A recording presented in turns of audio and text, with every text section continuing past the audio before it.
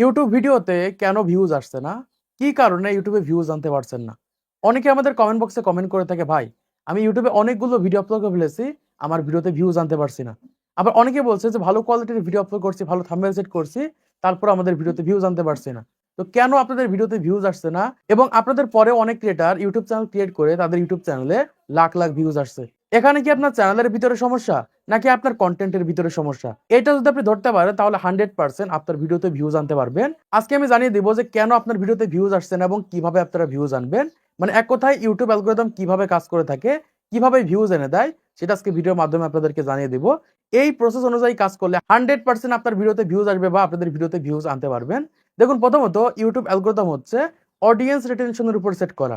Audience retention হচ্ছে আপনার video মানুষ কত সময় ধরে দেখছে বা কত টাইম ধরে দেখছে।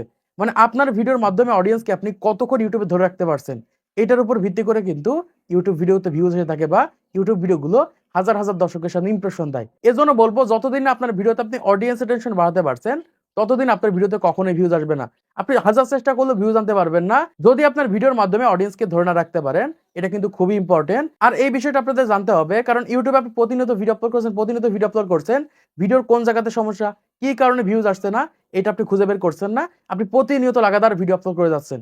এই কারণে দেখা যাচ্ছে অনেক ক্রিয়েটর ইউটিউবে অনেকগুলো ভিডিও আপলোড করে ফেলে, 100, 200, 300, 400, 500 এরকম ভিডিও আপলোড করার পরেও দেখা যায় তাদের ভিডিওতে 10টা ভিউজ আসে, 20টা ভিউজ আসে, 30টা ভিউজ আসে। তারা কখনো খুঁজে দেখার চেষ্টা করে না যে কোন জায়গাতে ভুল থাকার কারণে আমাদের ভিডিওতে ভিউজ আসছে না বা আমাদের ভিডিওতে ভিউজ আনতে পারছি না। তো সেটা আপনাদেরকে জানিয়ে দিব। ভিডিওটা মনোযোগ সহকারে দেখেন। এই ভিডিওটা দেখার পর একটু হলে আপনার চ্যানেলে ভিউজ বাড়াতে পারবেন বা আপনাদের ভিডিওগুলো র‍্যাঙ্ক করাতে পারবেন। দেখুন, একটা ইউটিউব চ্যানেলে যখন ভিডিও আপলোড করা হয়, সেই ভিডিওটা প্রথমত সাবস্ক্রাইবারদের কাছে রেকমেন্ড করে। মানে আপনার ইউটিউব চ্যানেলে ধরেন 100 সাবস্ক্রাইবার রয়েছে, 200 সাবস্ক্রাইবার রয়েছে, 500 সাবস্ক্রাইবার রয়েছে। এর ভিতর থেকে যারা অ্যাক্টিভ রয়েছে, মানে যারা ইউটিউবে অ্যাক্টিভ রয়েছে, তাদের কাছে ইমপ্রেশন দেয় নোটিফিকেশনের মাধ্যমে। আপনি ভিডিও আপলোড করলে আপনার সাবস্ক্রাইবারদের কাছে নোটিফিকেশন দিল, তারা ভিডিওতে ক্লিক করলো না বা তারা ভিডিওগুলো দেখলো না। অথবা আপনাদের সাবস্ক্রাইবারদের কাছে ব্রাউজার ফিচার্সের মাধ্যমে ইমপ্রেশন দিল, তারা আপনাদের ভিডিওতে ক্লিক করছে না। এই ক্ষেত্রে কিন্তু সেই সকল ভিডিওগুলো নতুন নতুন মানুষের কাছে ইমপ্রেশন দেবে না। এজন্য বলবো, ইউটিউবে ফেক সাবস্ক্রাইবার আনবেন না। এই ক্ষেত্রে কিন্তু আপনাদের চ্যানেলগুলো কখনোই গ্রো করাতে পারবেন না। কারণ ইউটিউব কিন্তু প্রথমত সাবস্ক্রাইবারদের কাছে কিন্তু ভিডিওগুলো রেকমেন্ড করে থাকে বা ব্রাউজার ফিচার্সের মাধ্যমে শো করে থাকে। এখন তারা যদি আপনার ভিডিওটা পছন্দ করে, তারা যদি আপনার ভিডিওটা দেখে, তাহলে আপনার ভিডিওগুলো আরো নতুন নতুন মানুষের কাছে ইমপ্রেশন দেবে বা হাজার হাজার দর্শকের সামনে পৌঁছাবে। প্রথমত আপনার সাবস্ক্রাইবাররা কি পছন্দ করছে বা কোন ধরনের ভিডিও দেখতে পছন্দ করছে, এটার উপর ডিপেন্ড করে কিন্তু আপনার চ্যানেলে কন্টেন্ট তৈরি করতে হবে। ধরেন আপনি গেমিং ভিডিও আপলোড করার মাধ্যমে 100 সাবস্ক্রাইবার পেয়েছেন। এখন পরবর্তী ভিডিওটা দেখানোর জন্য অবশ্যই আপনাকে গেমিং ভিডিও আপলোড করতে হবে, কারণ তারা গেমিং ভিডিও দেখার জন্য কিন্তু আপনার চ্যানেলকে সাবস্ক্রাইব করেছে। এখন আপনি বিভিন্ন ধরনের যদি ভিডিও আপলোড করে ফেলেন, টেক ভিডিও আপলোড করেন, একটা সময় ব্লগ দিয়ে থাকেন, একটা সময় ক্রিকেটের লাইভ ভিডিও আপলোড করেন, এই ক্ষেত্রে কিন্তু আপনাদের চ্যানেলগুলো গ্রো করবে না। দ্বিতীয় হচ্ছে থাম্বনেল। কারণ আপনার ভিডিওগুলো যাদের কাছে ইমপ্রেশন দিক, তাদের কাছে যদি থাম্বনেলটা ভালো না লাগে, তারা কিন্তু কখনোই আপনার ভিডিওতে ক্লিক করবে না বা আপনার ভিডিওটা দেখবে না। এজন্য অবশ্যই ইউটিউবে যখন ভিডিও আপলোড করবেন, ওই ভিডিওতে ভালো কোয়ালিটির থাম্বনেল তৈরি করার চেষ্টা করবেন। কারণ আপনার ওই ভিডিওটা যদি 100 জন মানুষের কাছে ইমপ্রেশন দেয়, এর ভিতর থেকে যদি 10% মানুষ যদি আপনার ভিডিওতে ক্লিক না করে, এই ক্ষেত্রে কিন্তু সারা জীবনের জন্য ওই সকল ভিডিওগুলো ব্লক করে দেওয়া হয় বা ফ্রিজ করে দেওয়া হয়।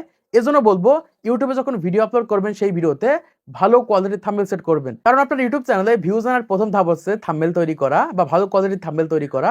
এখন নরমাল কোয়ালিটির থাম্বনেল তৈরি করে যদি ইউটিউবে ভিডিও আপলোড করে দেন আর এরকম চিন্তা ভাবনা করেন যে কেন ভিউজ আসছে না, তাদের জন্য বলবো, প্রথমত ইউটিউবের কম্পিটিশনটা বুঝতে হবে। কারণ আপনি যে টপিকে ভিডিও তৈরি করছেন, ঠিক সেম টপিকে অন্য কেউ ভালো কোয়ালিটির থাম্বনেল তৈরি করে আপলোড করে দিচ্ছে, তাদের ভিডিওতে ভিউজ চলে আসছে।